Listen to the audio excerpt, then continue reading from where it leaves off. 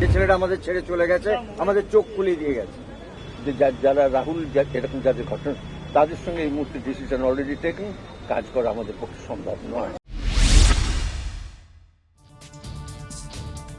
রাহুল অরুণোদয় বন্দ্যোপাধ্যায়ের মৃত্যু রহস্য স্পষ্ট হয়নি। শিল্পী কলাকুশলীদের নিরাপত্তা সুনিশ্চিত হয়নি। পরস্পর বিরোধী বিবৃতি দিচ্ছেন প্রযোজক সংস্থা। এই সব কিছুর প্রতিকার চেয়ে মঙ্গলবার সারা দিন বন্ধ ছিল টলিপাড়ার শুটিং। মঙ্গলবার সকালেই ফের বৈঠকে বসে আর্টিস্ট ফোরাম, ফেডারেশন, ইমফার অগ্রণী সদস্যরা। সেই বৈঠকেই সিদ্ধান্ত হয় বুধবার থেকে ফের শুরু হবে শুটিং।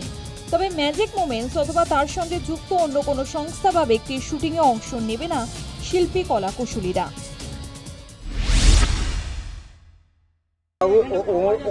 ওই প্রোডাকশনের সঙ্গে যুক্ত, ওই নামের সাথে যুক্ত তাদের কারোর সাথে আমরা কোনো কাজ এই মুহূর্তে থেকে করব না, যতক্ষণ না নয় পাবলিকলি বা কোর্ট থেকে আমরা জানতে পারি যে আমাদের রাহুল, আপনাদের রাহুল কি করে আমাদের ছেড়ে চলে গেল, কিভাবে ছেড়ে চলে গেল। আমাদের একটাই প্রশ্ন, তার সঠিক চেহারাটা চাই, জানতে চাই, তাই তো।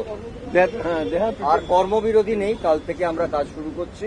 ওই আবার বলছি, টেলিভিশন বলি, ফিল্ম বলি, সবকিছুতেই কাজ শুরু হবে।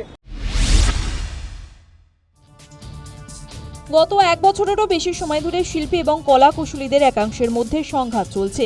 অনেক শিল্পী পরিচালককে বয়কট করেছে কলাকুশলীরা। রাহুলের মৃত্যুর পর সার্বিক একটা ঐক্যের ছবি সামনে আসে। মনে হচ্ছিল কয়েকজন শিল্পীর ওপর থেকে অলিখিত ব্যান তুলে নেওয়া হবে।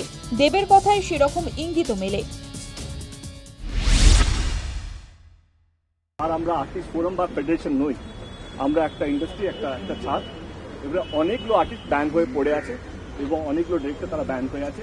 বুম্বাদা আমাকে 72 ঘন্টা টাইম দিয়েছে, 72 ঘন্টার মধ্যে তারা আবার ফিরবে, সেটাই বুম্বাদা আমাকে কথা দিয়েছে। এবং আমাদের যারা আর্টিস্ট, যারা কাজ করতে পারছে, কারণ একটা রাহুল চলে যাওয়াতে আমরা বুঝতে পেরেছি যে শুধু চলে যাওয়া নয়, কাজ না করতে দেওয়াও একটা একটা একটা এমন একটা কষ্ট, সেটা আমার মনে হয়েছে যাদের কাজ নেই তারা বুঝতে পারবে। তো সেই সিদ্ধান্ত আজকে নেওয়া হলো। দেবের কথায় সম্পূর্ণ বিরোধিতা করে দেবকেই আক্রমণ করেন কলাকুশলীদের ফেডারেশনের সভাপতি স্বরূপ বিশ্বাস। দেব যে প্রস্তাব করলেন 72 ঘন্টার মধ্যে উঠিয়ে দেবে, সেটা যদি আজ থেকে 1 বছর 3 মাস আগে এসে উনি বিষয়টি নিয়ে আলোচনা করতেন তাহলে ভালো লাগতো, টেকনিশিয়ানদের ভালো লাগতো।